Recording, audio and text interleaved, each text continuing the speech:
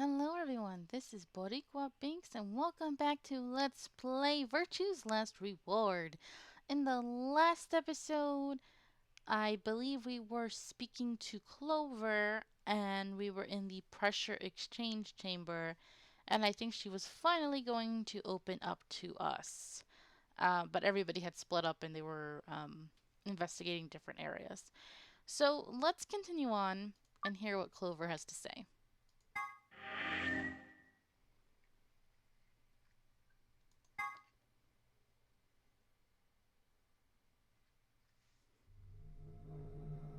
Alright. Promise? Promise. Clover nodded and began to talk. I listened with rapt attention, at a complete loss for words. Here's what she said. Alice and I guess it's her. Alice and I are agents of the SOIS, which is under the jurisdiction of the Department of Defense. Sure. Secret agent woman. That's what they are. SOIS stands for Special Office of Internal Security, and we're an elite intelligence division that investigates potentially disruptive or dangerous elements such as domestic or foreign terrorists, radical political splinter groups, and religious organizations with extreme agendas that could pose a threat to the state or citizenry. Wow, I had trouble reading right there. But yeah, that's very different from what she was in the last game. So, Our existence hasn't been made public, so there are only a few people who even know we exist. You are probably wondering how I even got involved in something like that, huh? Yeah, pretty much. Well, it started when I met Alice. Ah, at the end of 999. I told you that I've played the nonary game twice before, right? Well, this was after the second time, so about a year ago. We just escaped, and we were all stuffed into this SUV barreling across the desert. I was driving. Horribly. I remember. And that's when I saw her, and at the time we all thought it was, the actual Egyptian, what was it, all ice, they called her. And we thought, oh, she escaped from her sarcophagus, and she's back to life, but nope, apparently it was Alice, who, she knew how to hitchhike, which I don't think an actual Egyptian goddess would know how to do. See? Alice. I don't know why she was dressed like that, but okay. I mean, it's a little more coverage than what she's wearing now. She was standing next to the road with her thumb out. She was already working for the SOIS, and she'd been on her way to the building we'd been trapped in as part of her investigation. Why is she barefoot, though? And dressed like that? But on the way there, her car had broken down. We offered to give her a ride, of course. After she got in, we started talking, and it turned out that Alice had gotten a tip that the terrorists she was after were in the building we'd been trapped in. We couldn't see how us playing the nonary game had anything to do with the terrorists. But Alice had a suggestion. Maybe the two people who trapped you in there are the terrorists, huh? That didn't seem very likely to us, but we were chasing after them anyway, so we decided to bring Alice with us. Unfortunately, we didn't find them. As far as we know, they're still out there now, on the run. Anyway, we were taken back to the SOIS headquarters and put into custody. I guess they thought there had to be some kind of connection between us being kidnapped and the terrorist group they were investigating. But they must not have found anything, because after a few days of questioning, they let us go. We all went home and returned to our lives. Please tell me Lotus and Seven got married. They were so cute with their little bickering and all of that. He would be such a good stepdad to her daughters. He did help rescue them before. But things didn't go back to the way they'd been. My mom got real worried about me and my brother since we'd gotten kidnapped twice now, so she hired bodyguards for us. God, I can't talk right now. I'm sorry. Oh, I haven't told you about my brother, have I?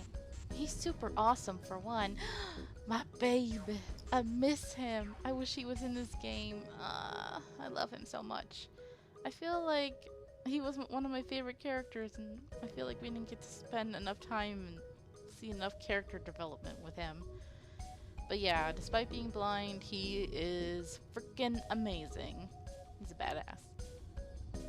And he was in both of the last two nonary games too. So anyway, we've been grabbed twice. But the people behind the two nonary games were totally different. That didn't matter to my mom though, so after that, all these huge men in black suits followed me and my brother everywhere. It was awful. We were always being watched. People would look at us funny because we were being followed around by a bunch of creepy looking guys. I couldn't stand it. Just when I thought I'd finally be free, all that was waiting for me was another kind of prison. The only time I was really happy was when I was hanging out with my brother. So we were talking it over one day, and we decided to leave. But that was for your own safety. And now look what happened, Clover. You left, you weren't being guarded, and now look where you're at. You're kidnapped and in yet another nonary game. Girl, please. This is what happens when you don't listen to your parents, yo. Like, run away. So we did it. After that, we lived on our own. I worked in a cafe, and he composed music. Aww. He plays the harp, and he started writing this kind of new agey music. It got kind of popular, so we didn't have to worry too much about surviving. Sometimes he'd play at little venues like coffee houses and stuff, and his fans would show up and listen to him play and cry. Or some of them would meet on their own and recite stuff from the book he'd written. Wow, he wrote a book too? Damn, Snake. And play his songs. I know that sounds kind of like weird and culty, but they just do that stuff on their own, okay? My brother doesn't have anything to do with it. Of course not. I would join the cult of Snake. Or I guess his real name is Light. Anyway, we did that for a while, and then one day Alice showed up. I need your help, she told us. We need people who can do what you can do. So, we went to the location she gave us, and it turned out to be the headquarters of the SOIS, where they'd taken us after the second nonary game. They put us in a room with about a dozen or so other people who were all about the same age as us. A bunch of them looked familiar, too. It only took a moment to realize how we knew each other. They were the kids from the first nonary game. We were all excited to see each other again, and we were hugging and shaking hands and stuff. And then Alice walked in. The whole room went quiet. She walked up to the podium and looked around the room, making eye contact with each one of us. Right now, a terrorist organization is preparing for a major attack. They plan to trigger a viral pandemic. If they succeed, they will strike a massive blow against all of humanity, not just any one country. It's possible that we as a species will die out completely. We are doing our best to prevent this, but we need your help. That's, man, they've been through a lot already, and then they get dragged into this. Sucks to have, just sucks to have special powers, basically. You are what we call espers. You have the ability to access the morphogenetic field. We need that. Yep, here we go. We're starting with this. I'm guessing you don't know what any of that is, but basically we can do this thing that's kind of like telepathy. I mean, it isn't really telepathy, but that's probably the closest thing, okay? Espers can resonate their consciousness with another person through this thing called the morphogenetic field.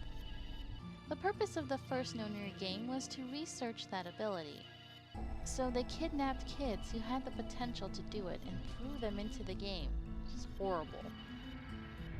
Alice had gathered up all the kids from that experiment. Well, I mean, it had been 9 years since it happened, so we weren't really kids anymore. Anyway, everybody she'd brought in was an Esper. That included me and my brother, of course. I bet you think I'm just making all this up, huh? I don't blame you. It is pretty crazy.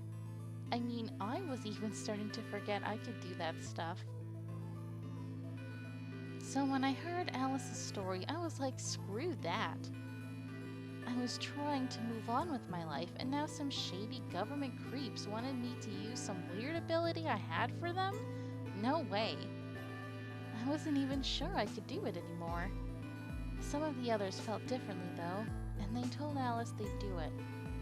It was a job, after all, and most people wouldn't turn down a salary like that. How much was it? Oh, right, I forgot to tell you. She told us how much they'd pay us if we helped. It was a lot. More wealth than you can imagine. Sign me up, I want money. But I was still totally against doing it. My brother told me he'd go along with whatever I decided, so I decided we were leaving. A couple days passed, and then Alice showed up at our apartment. She didn't waste time. The people behind the first Nonary game might have been part of the terrorist organization Alice and SOIS were after. Wasn't that, she asked, something that I might want to know more about? And that got me curious. My brother, too. But the clincher was what Seven said to us. Seven! Yeah, man, what's up? I miss you, Seven. He was one of the guys that got abducted with us for the second Nonary game. She called him on her phone right then and there and handed it to us. You guys are the only people who can do this. We don't know where Junpei is. Oh no, Junpei's missing. He's gone off to travel the world looking for Akane. Of course he has. Somebody's whipped.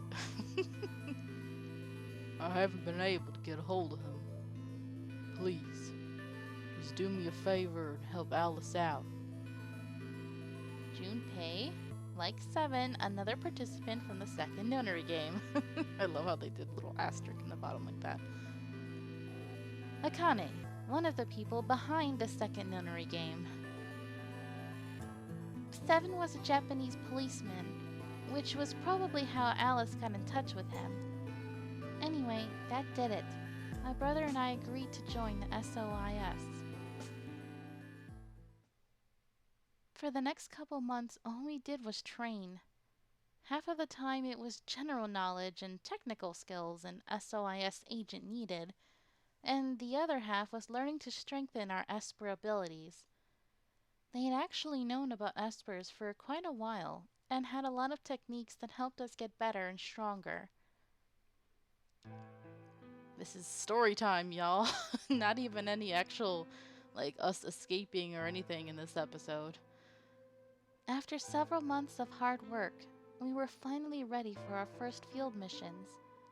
Mine was an infiltration. My brother stayed at the base so I could relay information back through him. I was supposed to sneak into a research facility, posing as one of their workers, and then use the morphogenetic field to transmit what I found back to my brother. But everything went wrong. Huh, she looks weird like that. It was a trap. The whole research facility was fake, and I got captured. Ooh, they knew they were coming. Alice had to come and rescue me. I'd been sending information about the inside of the facility to my brother, and Alice used that information to come and find me. As soon as she got there, she picked me up and carried me out. Damn, girl. Well, you are petite. Alice is strong. I was relieved and happy to be alive and free, but I also felt ashamed and miserable. While she was carrying me back out, I started to cry. She was just so cool, and I wasn't. I wanted to be just like her. So from that day onward, I did everything I could to be more like Alice, including dressing really provocatively, apparently. Our infiltration ended in failure, but we did manage to get something useful. In fact, we were able to figure out where their headquarters was. The directors decided that December 25th, 2028 would be the day we would strike. Wow. On Christmas, that sucks. But that's the day that Sigma was kidnapped on. Alrighty. This time, I promised myself we wouldn't screw it up. I was finally going to get some answers about something that had been with me for most of my life. But then, on December 22nd, 3 days before the raid, Oh, that's right. They said they were grabbed before. Alice and I were attacked by people in gas masks while we were going over our plans.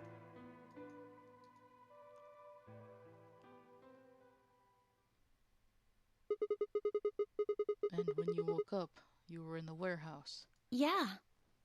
Yikes. Well, it was interesting backstory and a nice connection to 999, so that's always good. All of that talking seemed to have tired Clover out. She sighed, and her long hair swayed as she moved. Hey, I've got a few questions. What are they? Well, first off, your, powers, I guess.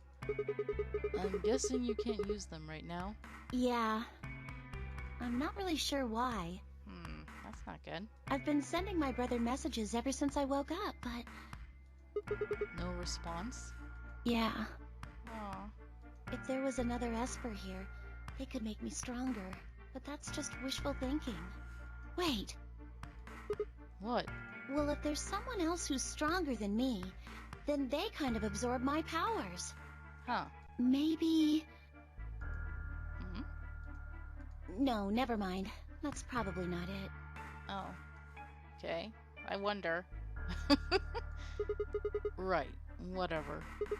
I have some other questions, so... Moving on. I think I understand what Alice was talking about now. They were trying to spread that virus, right? Yeah. Okay. So who are they? Well, I can't tell you that. Aw. What? Why not? You told us everything else. Yeah, see? You told me all that other stuff, but this is too much? Well, Alice would be mad at me. I already told you I wouldn't tell her. But Clover, dang it. Fine. Let me rephrase. When are they going to do it? well, if we knew that, we wouldn't have gone to all that trouble. So you don't know? No. All we know is soon. But that could mean just about anything. Yeah. It could be next week or next month or even next year. Or it could have happened already. Wait. You mean they might have already released the virus? Wouldn't that make the most sense? Yeah. Like, how about this room? Or that newspaper article? Mm-hmm. And the 3 people who were put in cold sleep. Yeah. Are you saying you, me, and Alice were frozen and the pandemic happened while we were on ice? Wait. No, it doesn't make sense. Nobody else has heard of Radical 6 either. Maybe they're lying. Really? All 6 of them? Well, if Kay really does have memory loss, then it's only 5. Quark is out too. So you're saying Tenmyoji, Dio, Phi, and Luna are all lying? Wow, big conspiracy theorist, aren't ya? I guess they are a little suspicious. Right? How dare you be suspicious of Luna? Aww, Luna's so sweet. And Phi's our friend, but I have to admit she's kind of... the fact she knows a lot of things is kind of like, And what's their motive? For lying? How would I know? Then what's the motive for a terrorist organization to start a pandemic? I heard it was something about purifying the unclean? Oh, purifying the unclean. What the frick? Is this a frickin' Atua cult all over again? Sorry. Oh, oh, unclean, unclean, unclean, Hmm? unclean. What the? What? What are you doing? Shut up. Just hold on a minute. I'm this close to remembering. Okay. Unclean, clean, een, een. Uh-huh. She leapt up, suddenly excited. Neostigmine. What the? How did you jump from unclean to neostigmine? Neo what? Did you forget it already? I'm talking about this stuff. As she spoke, she pulled something out of her pocket. Yes, we know. The medicine. It was the injection gun, complete with a vial of medication. Oh, right. I remember that. It was in the safe in the treatment center, right? Yeah. I didn't have any idea what it was, though, so I gave it to you. Exactly. Are you saying you've heard about this neostigmine stuff before? Yeah, that's what I'm saying. I just remembered. You remembered? My brother told me about that. Neostigmine is a type of cholinesterase inhibitor. Okay. That means it's a sort of antidote for tubocurarine. Okay. Sigma. Sorry, but I still don't get it. Dude! How easy do I have to make it? He forgot. Okay, fine. I'll start at the top, all right? Please do. The stuff I've got in here is neostigmine, which counteracts the muscle relaxant tubocurarine. Following me? Tubocurarine is the poison in our bracelets, right? There you go. Right. It's the second thing we get injected with if we're penalized. First, is this over real? Which puts you to sleep. 9 minutes later, the tubocurarine is injected, numbing your respiratory muscles. I guess you could say it'll really take your breath away. So you're saying this neostigmine keeps it from working? How convenient we have it. Yes! Oh my god, how many times are you going to make me say it?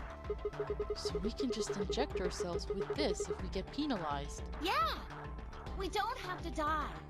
We're gonna be okay. We can only pull the trigger once, though. That means we can only use it on one person. Oh dear, that's not good.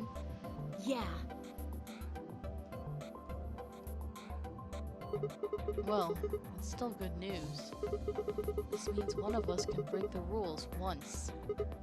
Like, let's see. The best way to use it would be for sneaking through the number 9 door. If somebody gets 9 points, they can open it, right? Right. With this stuff, somebody who doesn't have 9 points could still leave with them.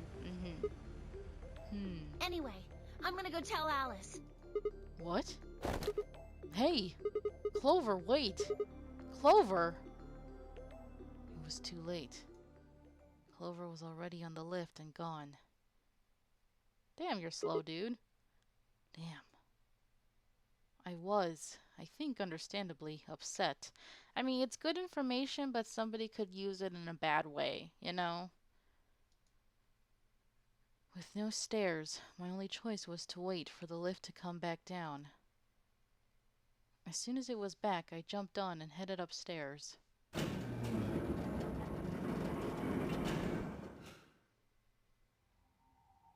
Oh, Fi.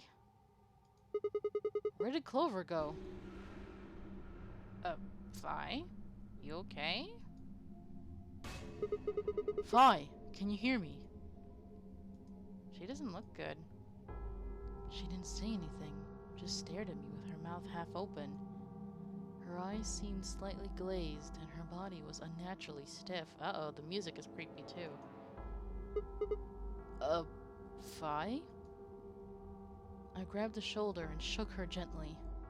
Slowly, she raised her arm, fingers drooping limply from it. She gestured toward the exit that led away from the warehouse. That way? She went out that door. Fi's only answer was a slow, shallow nod. Right. Got it. Thanks. I headed for the exit, then paused. You look pretty tired. Get some rest, alright? How? We don't have time to rest in this game. Still no response. There was something odd about her.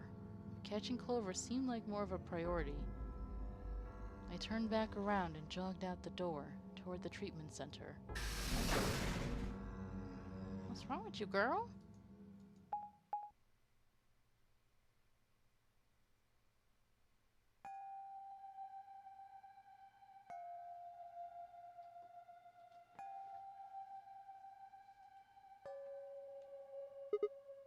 Huh? This is weird. Where is everybody? I'd assumed Alice would be in the treatment center, so Clover would have gone there to find her, but the room was empty. Luna and Timioji were gone too. Normally they would have been here with Quark, right? They'd left Quark, and the readout on his pod said his vital signs were still normal. As far as I could tell, he was still asleep. Fine. Guess it's time to go look somewhere else. I made my way out of the treatment center.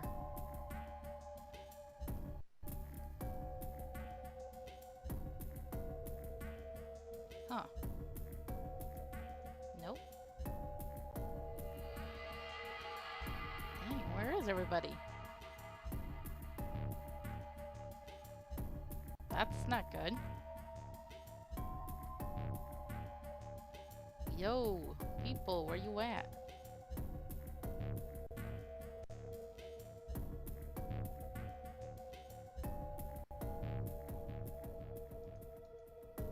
That's unsettling.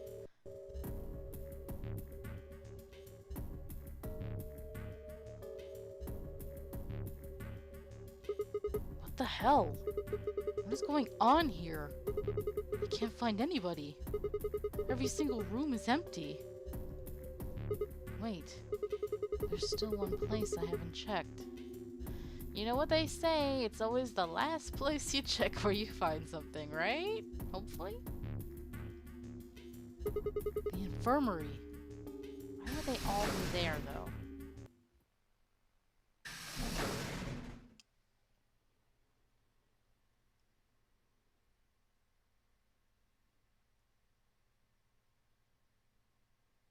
Oh. Wait a minute. Why does the screen look like that? Oh no. Oh no. I ran into the room and stopped short. I might as well have run into a brick wall. My chest tightened so much I could barely breathe. No. What? What happened? I felt my whole body convulse. Whether from terror or nausea, I couldn't tell. My legs went limp, and I crumpled to the floor. Ew! That sounded gross. Something sticky pressed against the palm of my hand, and I looked down to see blood. A vast, warm pool of fresh blood stretching out across the room, lapping at my legs and hands. Oh no!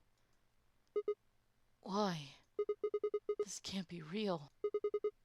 How could... Oh god. Oh, this one's the worst. Oh, they're all dead. In the middle of the lake of blood, like an island of flesh, were bodies. Oh. Yeah, now I've just noticed somebody's missing. Two people. Well, one of them we know Quark is in the pod. But there's one more person who is not here. Huh. Interesting. God, it's horrible. They were a bloody tangle of lifeless limbs and dead eyes, with too much blood and chaos for me to tell who was who. Had they sliced themselves open? Or stabbed one another? I couldn't tell. All the blood. Too much blood. Whatever they'd done, it was clear what tool they'd used to do it. A scalpel lay in the blood next to them, its handle and blade streaked with gore. Ugh. I mean, this is much tamer compared to frickin' 999.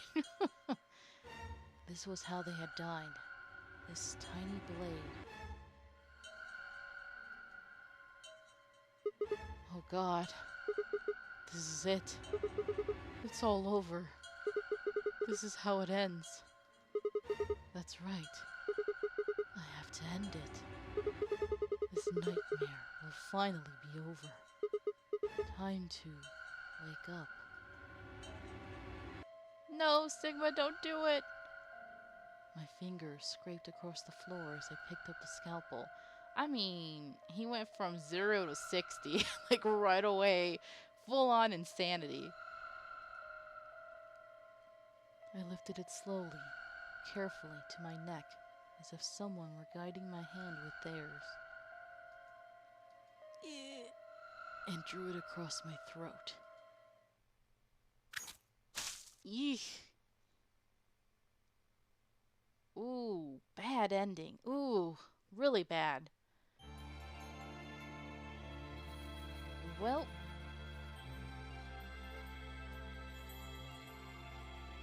that was it, guys. I mean, can you imagine you playing this game and this is like the only ending to it that you're gonna get?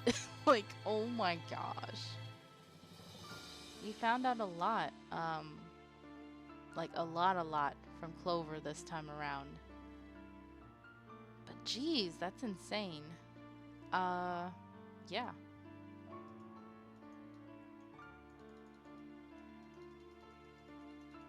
I don't know how to exit this. But anyway, yeah, that's gonna have to be it for this episode. I don't know how long this credit is. But my gosh, we got an ending, you guys. Like, not just a bad ending where we get stuck or game over or whatever. This is literally an ending. And to me, it's the worst one.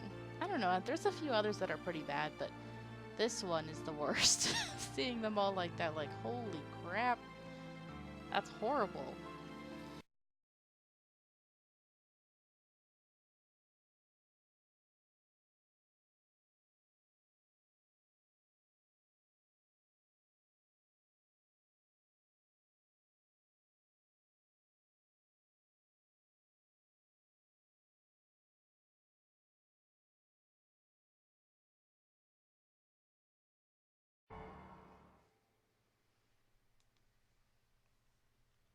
Alright, guys. Like it says, Clover End. Holy crap. Alright, so that will be it for this episode. And in the next one, we will start off with a new pathway. Now we got some very useful information from this one. So even though it's a horrible, sad ending, it's important to play through all of it. That way you get little bits and pieces of info from everybody. Alright, so until next time, have a nice day. Bye! Thanks for watching. If you enjoyed this video, please leave a like and subscribe if you haven't already. And also make sure to ring the bell for notifications for new episodes. You can follow me on Twitch, where I stream every week. And also, follow me on Twitter for updates. Until next time, have a nice day. Adios!